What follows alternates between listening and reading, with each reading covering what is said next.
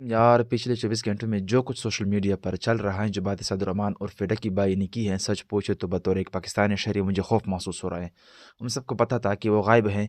3 महीनों से कोई वीडियो नहीं, कोई अपडेट नहीं, वजह भी हम सब जानते थे। जूही की एप्स की प्रमोशन। और देखिए, मैं यहाँ बैठकर उस पहल का दिफा नहीं करूँगा। मैंने हमेशा कहा है और आज भी कहूँगा कि जुआ हराम है, गैर कानूनी है, और जो भी इसे प्रमोट करता है उसे कानून का सामना करना चाहिए।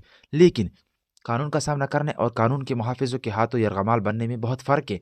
कल सादुर रहमान ने ज़मानत के बाद जो वीडियो जारी की, वो सिर्फ़ एक यूट्यूबर की वज़ाहत नहीं थी, वो एक चीख थी जो हमारे सिस्टम के बंद कमरों से बाहर आई है। तशद्दुद, गालियाँ, तज़लील और करोड़ों रुपए की रिश्वत, ये वो इल्ज़ामात हैं जो अगर सच हैं तो ये जुए की ऐप प्रमोट करने से कहीं बड़ा जुर्म है। आइए थोड़ा पीछे चलते हैं। अगस्त में साद और उनकी अहलिया उरूबो को एयरपोर्ट से गिरफ्तार किया गया। इल्ज़ाम था कि वो अवाम को ऑनलाइन बेटिंग की तरफ राग़िब कर रहे हैं। ठीक है, केस रजिस्टर हुआ, कार्रवाई शुरू हुई। एक मुअज़्ज़ब माशरे में क्या होता है? मुलज़िम को पकड़ा जाता है, अदालत पेश किया जाता है, शवाहिद दिखाए जाते हैं और जज सज़ा या जज़ा का फ़ैसला करता है। के मुताबिक उनके साथ क्या हुआ? इन्हें इन्वेस्टिगेशन के नाम पर एक ऐसे अमल से गुजारा गया जिसका मकसद सच उगलवाना नहीं बल्कि शायद पैसा निकलवाना था। साथ का कहना है कि NCCIA national cyber crime investigation authority के अफसरान ने इन्हें इस दौरान हिरासत तशद्दुद का निशाना बनाया।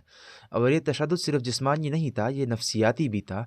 अब ज़रा एक लम्हे के लिए सोचें, आप अपनी फैमिली के साथ हैं, आपकी बीवी आपके साथ हैं और आपको एक ऐसे माहौल में रखा जाता है जहाँ आपकी इज़्ज़त नफ्स को जूतों तले रौंदा जाए।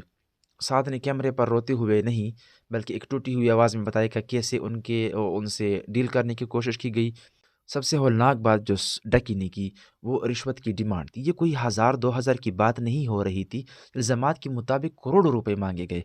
अगर एक सरकारी अफसर जिसकी तनख्वाह मेरे और आपके टैक्स के पैसों से दी जाती है, वह एक मुलजिम को इसलिए मार रहा है कि वो इसे पैसे दे दे, तो फिर इसमें और सड़क पर खड़े डकैती करने वाले में क्या फ़र्क रह गया? मेरे भाइयों, जिस बात में मत बहिए, मसला सादुर रहमान नहीं है, मसला तरीक़ाकार है, प्रोसेस है। अगर आज हम साथ के साथ होने वाले मारवाई अदालत एक्स्ट्रा जुडिशल सलूक पर तालियाँ बजाएँगे, तो कल जब यही सलूक आपकी या मेरे साथ होगा, शायद किसी झूठे इल्ज़ाम में, तो फिर हमारे लिए बोलने वाला कोई नहीं होगा। कानून कहता है कि मुजरिम को सज़ा दो, कानून ये नहीं कहता कि मुजरिम को निचोड़ दो। अगर उसने गलत कमाया है तो अदालत उसे ज़ब्त करे, ख़ज़ाने में जमा करे, उसे जेल भेजे, लेकिन तफ्तीशी अफ़सर का कोई हक़ नहीं पहुँचता कि वो मुलज़िम को अपनी ज़ाती जागीर समझ कर इस पर तशद्दुद करे। ये जो तशद्दुद का कल्चर हमारे थानों और तफ्तीशी मराकज़ में रच बस गया है ना, ये दरअसल हमारी रियासत की कमज़ोरी है। ये बताता है कि हमारी तफ्तीशी अफ़सरान के पास अहलियत नहीं है, वो सिर्फ़ डंडे के ज़ोर पर केस हल करना चाहते हैं। अब गेंद हुकूमत और आला अदलिया के कोर्ट में है। साद ने नाम ली है, यानी डकी भाई ने नाम ली है, इन्होंने चेहरे पहचाने। ये कोई गुमनाम ख़त नहीं, ये रिकॉर्ड पर एक बयान है। क्या NCCI के इन अफसरान के ख़िलाफ़ इंक्वायरी होगी? क्या इनसे पूछा जाएगा कि इनके पास क्या इख्तियारात था? वो मुलज़िम पर तशद्दुद करे या फिर हमेशा की तरह महकमाती कार्रवाई का ड्रामा रचाकर मट्टी पाओ की पॉलिसी अपनाई जाएगी? हमें याद रखना चाहिए कि ये केस अब टेस्ट केस बन चुका है।